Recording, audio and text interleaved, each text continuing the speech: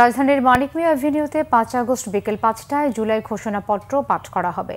প্রধান উপদেষ্টার verified Facebook পেজে দেয়া এক পোস্টে এই তথ্য জানানো হয়েছে। এতে বলা হয়, ৩৬ জুলাই গত বছর এই দিনে পৃথিবী দেখেছিল এক অভাবনীয় গণ অভ্যুত্থান, যার ফলে বাংলাদেশ থেকে পালিয়েছে ফ্যাসিস্ট। বহু শহীদের রক্ত ও যোদ্ধাদের ত্যাগের পথ ধরে পুরো বাংলাদেশ এক হয়েছিল। পথে পথে ছিল উল্লাসমুখর জনতার জোয়ার। বাংলাদেশের বহু রাস্তায় আবেগাপ্লুত মানুষ সৃষ্টিকর্তাকে ধন্যবাদ জানাচ্ছিলেন। এক বছর পর আবারও ফিরে এসেছে ৩৬ জুলাই। এই দিনেই ঘোষিত হচ্ছে জাতির আকাঙ্ক্ষিত জুলাই ঘোষণাপত্র। এই উপলক্ষে সারাদিনব্যাপী আয়োজন থাকছে মানিক মিয়া এভিনিউতে। অনুষ্ঠান শুরু হবে বেলা 11টায়।